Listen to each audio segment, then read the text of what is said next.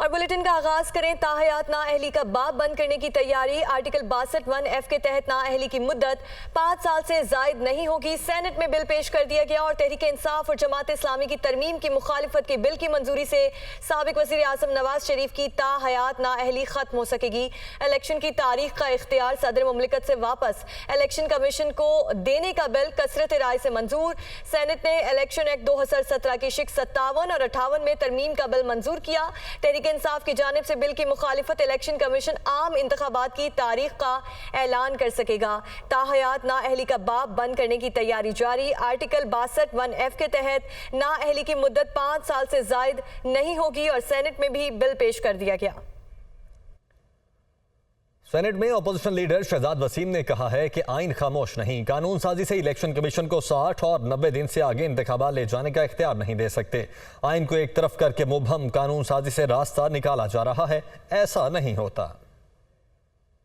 आपके सामने है कि असम्बलियां डिसॉल्व हुए कितना टाइम हो गया, और ये जो कहते हैं कि ये फैसला करना है इलेक्शन कमीशन ने, तो अब तो इलेक्शन कमीशन ये भी फैसला करता है कि मुस्बत नताइज के आने तक हम इलेक्शन नहीं होने देंगे। आइन खामोश नहीं है, आइन ने गाइडलाइंस दी हुई हैं।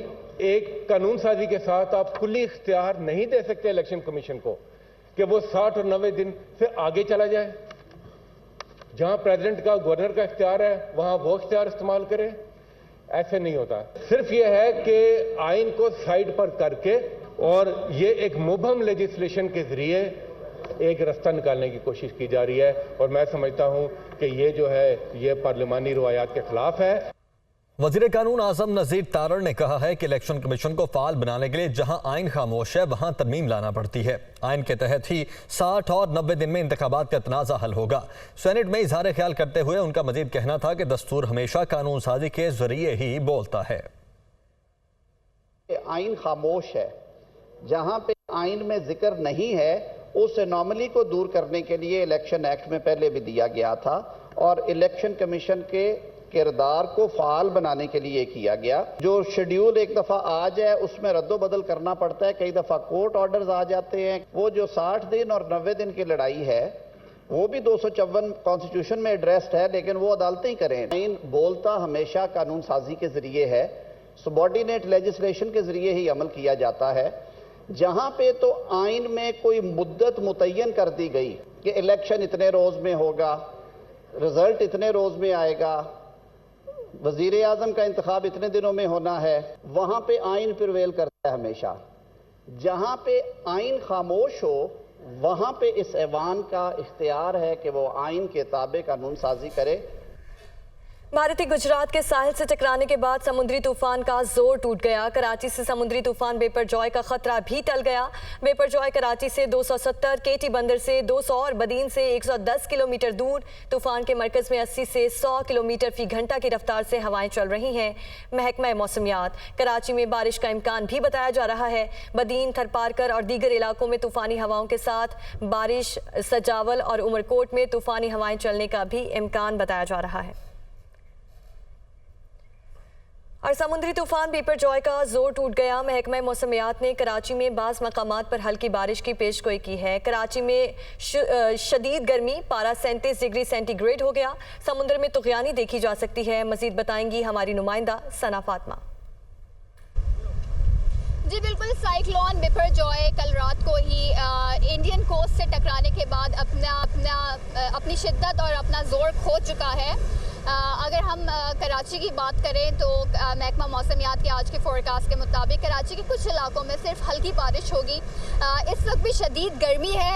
आसमान पर बादल तो मौजूद हैं लेकिन वो एपिसोड्स की सूरत में आ रहे हैं। कभी बादल आ जाते हैं और कभी धूप आ जाती है। समंदर में हमें जो है तुग़यानी नज़र आ रही है। महकमा मौसमियात के मुताबिक सिंध के ठट्टा, सजावल, बदीन, थरपारकर और उमरकोट में ये बादल और हवाएं जाएंगे और वहाँ पर जो है हैवी रेनफॉल और आंधी चल सकती है। कराची को ऐसा कोई खतरा नहीं है। साहिल समंदर पे कल बहुत ज़्यादा लोग थे, आवाम यहाँ पहुँचने में कामयाब हो रही थी। आज सिचुएशन काफ़ी कंट्रोल लग रही है। पेट्रोलिंग भी हो रही है, पुलिस वाले भी हैं, DHA के एहलकार हैं जो लोगों को साहिल से दूर रखने की कोशिश कर रहे हैं। साहिल पर तेज़ हवाएं चल रही हैं। आज के महकमा मौसमियात के फोरकास्ट के मुताबिक आज भी कराची के कुछ इलाकों में हल्की बारिश हो सकती है, जिसका सबको इंतज़ार है ताकि गर्मी का ये जोर ख़त्म हो सके। जी।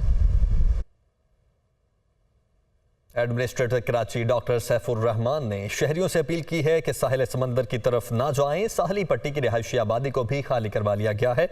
एडमिनिस्ट्रेटर कराची मौजूद हैं हमारे रिपोर्टर एहसन चांडियो के साथ। जी एहसन, ओवर टू यू। जी बिल्कुल, देखिए कराची समेत जो सिंध की मुख्तलिफ साहली पट्टियाँ हैं वहाँ पे जो है वो तेज़ हवाओं के साथ बारिश और तूफ़ान आने का खदशा है। और ख़ास तौर पे हम कराची की बात करें तो हमारे साथ एडमिनिस्ट्रेटर कराची डॉक्टर सैफुर रहमान साहब मौजूद हैं। उनसे मज़ीद जानते हैं। तैयारी हमारी मुकम्मल है। हम सबको पता है कि तूफ़ान यहाँ नहीं टकराएगा, वो टकरा चुका है इंडिया में। जो नालों की सफाई थी वो हमने तमाम चीज़ें कर ली हैं। हमारे 37 पॉइंट्स हैं ऐसे जहाँ हमने साफ़ किए हैं। विंचिंग भी हमने शुरू की है तमाम नालों की। लोग बहुत मनचले होते हैं, वो मेरे ख्याल शायद लहरों की जो ऊंचाई उसको नापने की कोशिश करते हैं कराची वाले, ठीक है ना। तो ये मुनासिब बिल्कुल भी नहीं है, ये बहुत डेंजरस है। पूरी दुनिया में इसकी वार्निंग्स होती हैं। ये एक लम्हे में इंसान इसमें नुकसान हो सकता है। पूरी कोशिश करें कि अपने घरों में रहें और तमाम तैयारियाँ मुकम्मल हैं। ऑलरेडी जो साहिली पट्टी है उसमें इतना असर तो नहीं होगा। जी बिल्कुल, देखिए एडमिनिस्ट्रेटर कराची की आपने बात सुनी। उनका ये कहना है कि इंतज़ामात उनकी जानिब से जो है वो मुकम्मल कर लिए गए हैं। दूसरी जानिब उन्होंने साथ साथ शहरियों को हिदायत भी जारी की है कि वो जो है घरों पे रहें। इस तमाम तर जो ये मौसम की सूरत हाल है, घरों से बाहर गैर ज़रूरी तौर पर न निकला जाए। जी अभी आपको बराह रास्त लिए चलते हैं। सिंध असम्बली का इजलास जारी है और शर्जील मेहमान इजहार ख्याल कर रहे हैं। किसी ने उस रूरल एरिया में जाके देखा है, लोगों के घर उजड़ गए। 21 लाख मकान सर गिरे, 21 लाख मकान। वो 21 लाख मकान कौन बना रहा है? वो पाकिस्तान पीपुल्स पार्टी की सिंध हुकूमत बनाने जा रही है। 21 लाख लोगों का 21 लाख मकान, तो कितनी पॉपुलेशन गई होगी वहां की? करोड़ से ज्यादा लोग अगर बेघर हो तो वो काम कौन कर रहा है? वो पाकिस्तान पीपुल्स पार्टी की सिंध हुकूमत। उनको पाकिस्तान की क्या दुनिया की हिस्ट्री में बुलाएं, आप गूगल करें, आप सारे नंबर चेक करें, पूरी दुनिया की हिस्ट्री में इतनी बड़ी कैटास्ट्रॉफी में किसी ने 21 लाख मकान बना के दिए। अगर बनाने जा रही है तो वो पाकिस्तान पीपुल्स पार्टी की हुकूमत सिंध बनाने की जा रही है। क्या उनको छोड़ दें? उनको बेयार और मददगार छोड़ दें कि खुले आसमान के तहत बीच में देखें? हमने बड़ा क्या? No cross talking please. Order in the बड़ा मेहरबानी जी। बड़े तहम्मुल के साथ हमने वो नफरत भरी तकरीरें सुनी है। अब बड़ा मेहरबानी तो तहम्मुल के साथ हकायक सुनिएगा। मैं नफरत भरी तकरीर नहीं करूंगा। मेरी पार्टी ने मुझे नहीं कहा कि खुदा न खादा तासुब से भरी, नफरत से भरी तकरीर करूं, लेकिन मेरी बात जरा गौर से सुनिएगा। सर दूसरी बात, मैंने आपको कहा 21 लाख लोगों को घर बना के दे रही है पाकिस्तान पीपुल्स पार्टी की सिंध हुकूमत। अच्छा, मैं ये बात कर रहा था कि अगर ये 4000 रेट ना किया जाता। सर लास्ट टाइम क्या हुआ पता है आपको? जब सैलाब आया, गंदुम आपकी जब सारे फसलें डूब गई तो गंदुम भी डूब गई। आपने गंदुम इंपोर्ट की। जो गंदुम इंपोर्ट की वो कितने की 9,000 रुपए टन में आपने गंदुम इंपोर्ट की।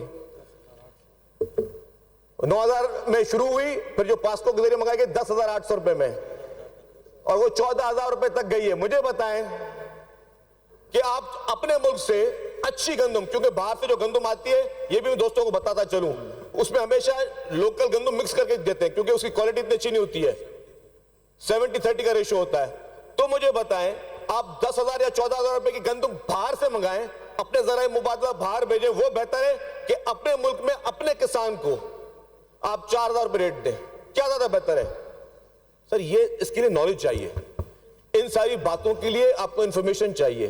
ये इस तरह नहीं हो सकता कि आप बगैर इंफॉर्मेशन के आप ये सारी बातें करते रहें। इसके साथ साथ बात हुई नकली मैंडेट की। पॉइंट मुझे बता दीजिए क्या जो पॉइंट नकली मैंडेट की जो बात हुई। सर बल्दियात के इलेक्शन हो रहे थे, ठीक है? किसने बोला था एमक्यूएम को बायकॉट करे? किसने एमक्यूएम को कहा था कि बायकॉट करे? सर बताएं। हमने तो नहीं कहा था एमक्यूएम को कि बायकॉट करें जी। आप इलेक्शन कॉन्टेस्ट करते, आपके लिए दिल भी खुले थे, आपके लिए मैं ज्यादा कोई वजाहत नहीं करूंगा, लेकिन एमक्यूएम ने अपनी मर्जी से बायकॉट किया ना। तो आप आज मैंडेट की बात कर रहे हो, आपने कराची के मेयर की बात कर ली, तो आपको किसने मना किया था इलेक्शन लड़ने से? भैया आप लड़ते ना, आपको किसी ने मना नहीं किया था। मेरे दोस्त ने बात की लॉ एंड ऑर्डर की, क्या कहा जी? कराची में स्ट्रीट क्राइम है, मैं मानता हूं स्ट्रीट क्राइम है, लेकिन अल्हम्दुलिल्लाह कराची में हड़तालें नहीं होती, कराची में बोरीबंद लाशें नहीं मिलती, कराची में अब गाड़ियां नहीं जलती, जिन्होंने जलाई तो जो 2-4 दिन के लिए उनके साथ कर लिया। कराची में दहशतगर्दी नहीं होती, कराची में भत्ता नहीं लिया जाता। तो मेरे दोस्त जो फरमा रहे थे कि जी कराची के लॉ एंड ऑर्डर खराब है, सर बिल्कुल इंप्रूवमेंट की कोशिश की जा रही है। सेंसस की बात की मेरे दोस्त ने, यस, ये वजीर आला सिंध थे जिन्होंने सबसे पहले सेंसस पे ऑब्जेक्शन किया, सबसे पहले। और अगर सेंसस में पॉपुलेशन रिवाइज हुई है तो वजीर आला सिंध के जाती इंटरेस्ट की वजह से हुई है, सिंध कैबिनेट की वजह से हुई है। हमारे दोस्तों को तो पता भी नहीं था, हमारे दोस्तों को तो पता भी नहीं था कि किस तरीके से सेंसस हो रहे हैं। ये हमने हर मौके पर चर्चा, और एक एक रिकॉर्ड, एक एक लेटर रिकॉर्ड का हिस्सा है, एक एक मीटिंग के मिनट रिकॉर्ड का हिस्सा है। अगर आप बोले कल की तारीख में मुकेश चावला साहब हमारे मिनिस्टर ये सारे डॉक्यूमेंट्स आपको देने के बाद सिंध हुकूमत ने एहतजाज किया कि जी ये सेंसस ठीक नहीं हो रहे, हमें एहतजाज है। लास्ट टाइम भी क्या हुआ, चले मैं बता दूं आपको। या तो आज हमारे फाजिल दोस्त जो फरमा रहे थे कि सेंसस में, मैं सवाल पूछता हूं अभी, और वहां से सीटों में बैठ कर बात भी हो रही, क्यों आपको सिर्फ इस सेंसस पे एतराज था या इससे पहले सेंसस पे एतराज था या नहीं था? जवाब दे दें मुझे। इससे पहले सेंसस हुआ था, उसमें भी सिंध के साथ ज्यादती हुई। पाकिस्तान पीपुल्स पार्टी के चीफ मिनिस्टर, उस वक्त आपके इमरान खान नियाजी प्राइम मिनिस्टर थे, पाकिस्तान पीपुल्स पार्टी के चीफ मिनिस्टर ने जो फेडरल गवर्नमेंट में मीटिंग हुई उसमें डिसेंटिंग नोट दिया कि हम इस सेंसस को नहीं मानते। आपके एमक्यूएम के वजीर जो उस वक्त फेडरल कैबिनेट का हिस्सा थे, उन्होंने साइन कर दिया कि हम सेंसस को मानते हैं। तो किसने कॉम्प्रोमाइज किया, हमने किया या आपने कॉम्प्रोमाइज किया? जवाब दें मुझे। अपनी तकरीर में बोलना, जवाब अपनी तक बैठ जाओ, तकरीर पे बात करना अपनी, बैठ जाओ। हाँ तो मैं बता रहा हूं, आपकी पार्टी ने, आपकी पॉलिटिकल पार्टी ने उस वक्त कंसेंसस दिया कि हां सेंसस ठीक हुए। हमारी पीपुल्स पार्टी ने कहा कि नहीं, हम सेंसस को नहीं मानते। आपने माना उसको। इन सारे वक्त में आप लोग पावर का हिस्सा थे, आप फेडरल गवर्नमेंट का हिस्सा थे, आप आज भी फेडरल गवर्नमेंट का हिस्सा है। मैं यही कहता हूं सर कि लीडरशिप में कंसेंसस होता है। पाकिस्तान पीपुल्स पार्टी के प्रेसिडेंट मोहतरम असफ अली ज़रदारी साहब और मोहतरम खालिद मकबूल सिद्दीकी साहब में कंसेंसस था, है और इंशाल्लाह रहेगा। लेकिन जो सेकंड थर्ड टीयर में, अब अगर मेरे जाती इशूज मेरी पॉलिटिकल पार्टी के साथ हैं तो मैं उनको इस असेंबलीज में लाके कोई और सिचुएशन क्रिएट करूं। आई डोंट नो कि मेरे दोस्त किसके कहने पे कर रहे हैं, क्योंकि उन्होंने सवाल ही उठाया। इस तरह से हर चीज का डिटेल में जवाब दे सकता है। ट्रांसपोर्ट में मेरे दोस्त ने बात की, 150 बसेस चल रही हैं। अब कौन जवाब दे 150 बसेस चल रही हैं? या तो मेरे साथ चलें, इनको मैं बसें गिनवाऊं बैठकर कि कितनी बसें कहां चल रही हैं। सर कराची के लिए बजट की बात की, कराची से पैसे लेके जाते हो, कराची को देते कुछ नहीं हो। अगर कराची के बजट में एक एक कंपोनेंट को देख लें, एक एक कंपोनेंट में जो खर्चा हुआ है, और हमको जता नहीं रहे, कराची हमारा है। ये जो दोस्त ने बात की कि कराची में लोग अफगानिस्तान से आ जाते हैं, खैबर पख्तूनख्वा से आ जाते हैं, पंजाब से, सिंध से आ जाते हैं। और सिंध से आ जाते हैं क्या है? कराची सिंध है, कराची सिंध है। किसी के बाप में मजा ले आने से रोके। कराची सिंध है, कराची सिंध रहेगा। आप बैठ के यहीं बैठ के हमें बैठ के आने से सिंध से लोग आ जाते हैं। आप होते कौन हो भाई कि सन ऑफ द सॉइल को बना करो कि आप सिंध से आ जाते हैं? कराची सिंध है, कराची सिंध रहेगा।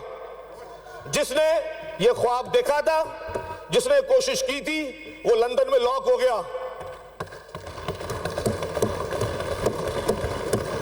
दूसरी बात, ट्रांसपोर्ट की बात। सर ट्रांसपोर्ट महकमे में रेड लाइन भी बन रही है अरबों रुपए की, कराची शहर के लिए येलो लाइन भी बन रही है अरबों रुपए की। सर जो शिकायत यहां का हमारे दोस्त कर रहे हैं, ये ताने तो हमें सुनने को मिलते हैं, हमें सुनने को मिलते हैं कि जी कि आपके कॉन्स्टिट्यूएंट्स जो हैं उधर वो स्कीम में नहीं है। जो सहूलियात कराची में, क्या वो सहूलियात सिंध के दीगर अजला में है? नहीं है, मैं मानता हूं नहीं है। जो फैसिलिटीज सिंध के शहरी इलाकों में, वो देही इलाकों में नहीं, हम मानते हैं। जो बजट के रकम कंपैरिजन कर लें, बैठ जाए कि जो बजट के रकूमात कराची शहर के लिए मेगा प्रोजेक्ट्स हैं, क्या सिंध के दीगर जिलों के लिए नहीं है? तो सर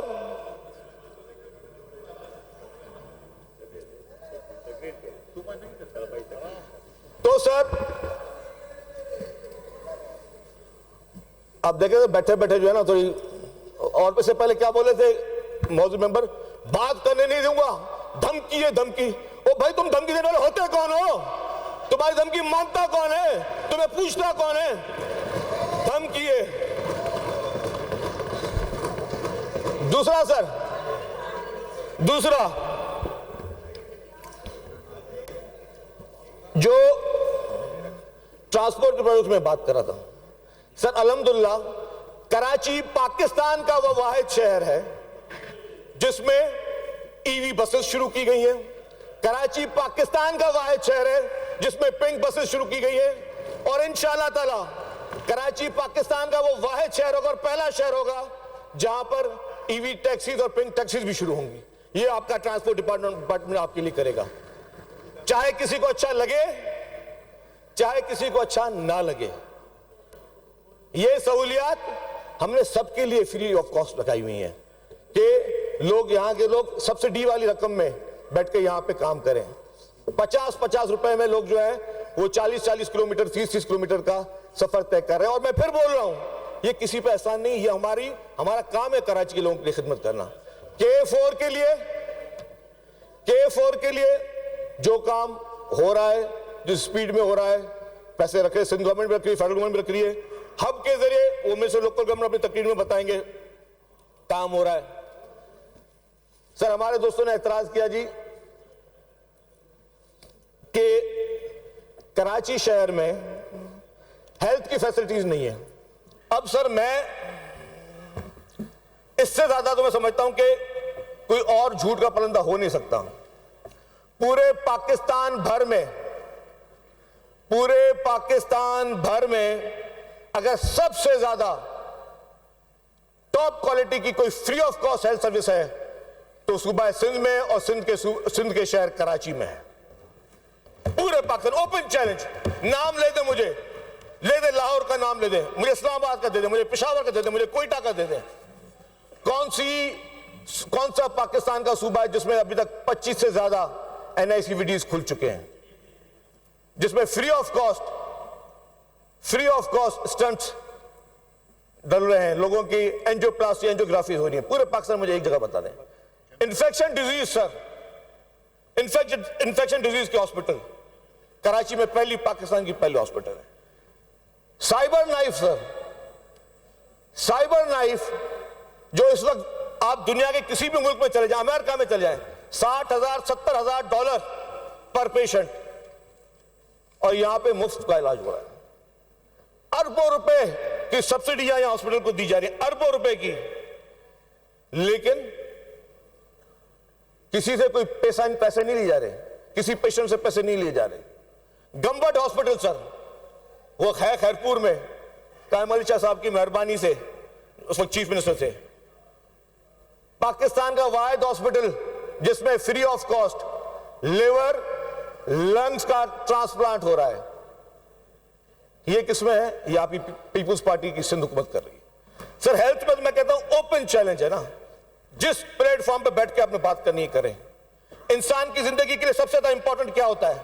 इंसान की जिंदगी के लिए सबसे ज्यादा इंपॉर्टेंट उसकी सेहत होती है, उसकी जान होती है, और उसी जान का सबसे ज्यादा अगर ख्याल किसने रखा है तो वो आपकी पाकिस्तान पीपुल्स पार्टी के हुकूमत सिंध ने रखा है। यहां पर नफरत की बातें बहुत लोग करते हैं, लेकिन जोड़ने वाले कम होते हैं। मैं समझता हूं कि पाकिस्तान पीपुल्स पार्टी ने की कामयाबी ये है कि अभी इलेक्शन हुए सर, कराची में, मलीर में पाकिस्तान पीपुल्स पार्टी जीती, मुल्तान में पाकिस्तान पीपुल्स पार्टी जीती, कश्मीर में पाकिस्तान पीपुल्स पार्टी जीती। यह है मुल्क को जोड़ने वाली पार्टियां। और जो पार्टियां नफरत की सियासत करती हैं, जो नफरत को प्रमोट करती हैं, उनका हाल भी देख रहे हैं, वो दिन ब दिन सुकरती जाती हैं। उनके लिए ये हालात भी आ जाते हैं कि इलेक्शन में खड़ी भी नहीं हो सकती हैं। तो सर, हम चाहते हैं कि नफरत की सियासत को खत्म किया जाए, जो अमन और भाईचारे की सियासत, जो हमारी लीडरशिप का दर्स है, उसको हम लेकर चलें, सब पार्टी को लेकर चलें। मुझे बड़ा अफसोस हुआ कि यहां पे जो तकरीर की गई, सर ये तो मेरा था उस तकरीर का जवाब। अब मुझे पता मुकेश साहब मुझे सेपरेट तकरीर तो नहीं करने देंगे बजट पे, तो मैं इसी पे ही जो बाकी कुछ पॉइंट्स है वो मैं ऐड करता चलूं। सर, हुकूमत सिंध ने, मैं कहता हूं कि वाकई अभी भी सुनामी की वार्निंग थी। मैं सलाम पेश करता हूं हमारी गवर्नमेंट ऑफ सिंध को, हमारे चीफ मिनिस्टर को, पाकिस्तान पीपुल्स पार्टी की लीडरशिप को, मोहतरम बिलावल भुट्टो ज़रदारी साहब को, जनाब आसिफ ज़रदारी साहब को, मोहतरमा फरियाल तालपुर साहबा को।